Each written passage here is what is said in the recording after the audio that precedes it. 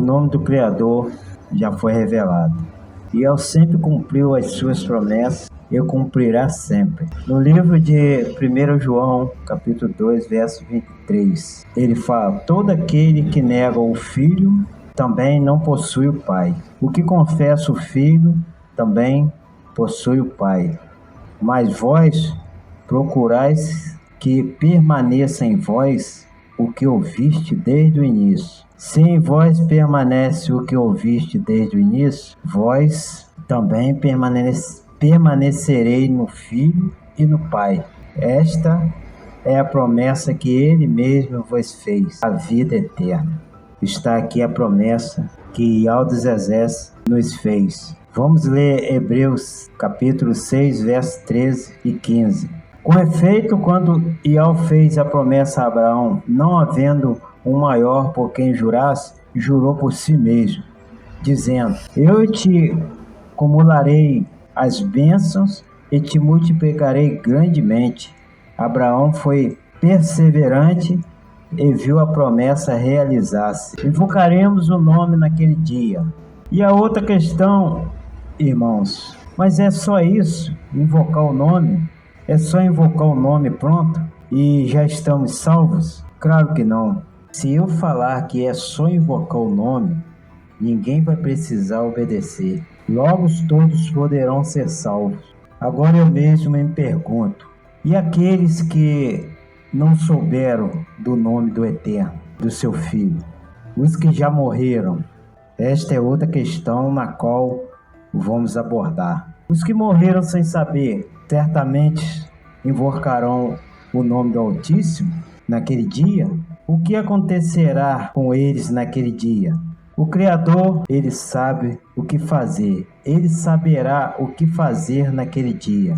Foi o que eu falei, irmãos. Eu perguntei para mim mesmo tudo isso. Vou dar exemplo de meus pais. Eles morreram sem saber, sem conhecer o nome do Criador e do seu Filho. Mas, como eu já falei antes, o Criador é misericordioso. Nós vamos saber melhor lendo no livro de Jonas, capítulo 4, verso 11. E Yahweh disse: tu tens pena da mamoreira, que não te custou trabalho e que não fizeste crescer, que em uma noite existiu e em uma noite pereceu.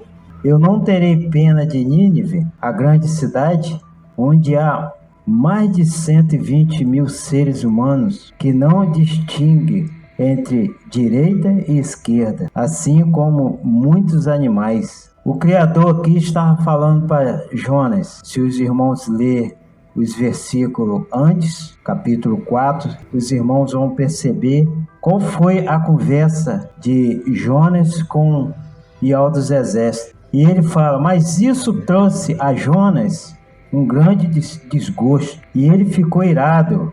Olha, Jonas se irou. Orou então a Yahweh dizendo: ó Yahweh, não era justamente isso que eu dizia quando estava ainda em minha terra? Por isso fugi apressadamente para Tarsis, pois eu sabia que tu és um Yahweh de piedade e de ternura, lento para a ira e rico em amor, e que se arrepende do mal.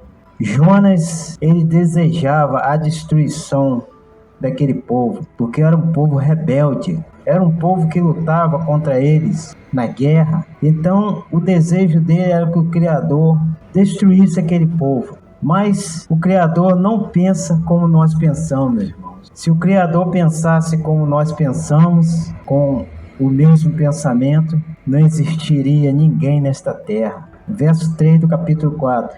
Mas agora, Yahweh, toma, eu te peço, a minha vida. Ele fala: leva-me, te peço que leva, toma minha vida. Jonas desistiu de viver, porque ele se irou com aquele povo. Mas ele não tirou sua própria vida. Ele pediu para o Criador tirar a vida dele. Veja bem, por quê, irmãos? Porque se o Criador tirar a nossa vida, Ele tem poder sobre a nossa vida. Ele deu e Ele tira. Então Jonas pensou assim: então tira minha vida. Ele falou com ele, ele pensou não, ele falou, tira então a minha vida. Ele ficou irado, mas o Criador, ele falou assim, continuando, Yahweh disse, tens por acaso motivo para tirar?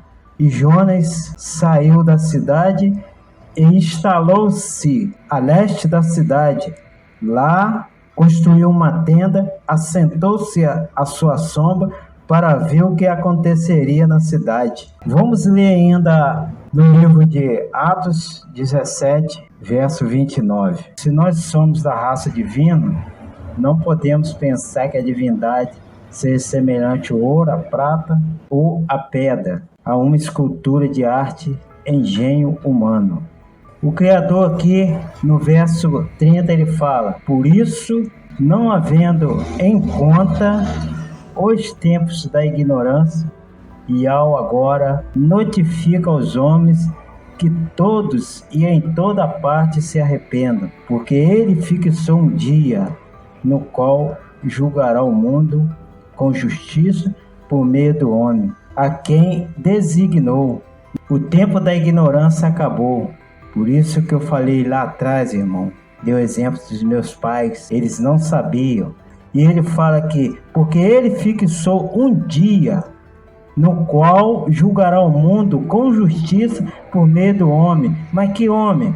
Por meio de Yahshua, a quem designou dando-lhe crédito. Olha só, por que ele fala dando-lhe crédito? Porque Yahshua representa o Pai nos céus, na terra. E ele continua, dando-lhe crédito diante de todos, ao ressuscitá-lo dentre os mortos. Nós temos que saber o nome, conhecer o Criador, sim, através do nome, conhecer o Filho, através do nome, porque nós vamos ter que invocar esse nome naquele dia. Mas se não houver obediência, também alguns vão ter que ficar, infelizmente. Mas qual é o tipo de obediência? Próximo estudo. Shalom de Yahshua.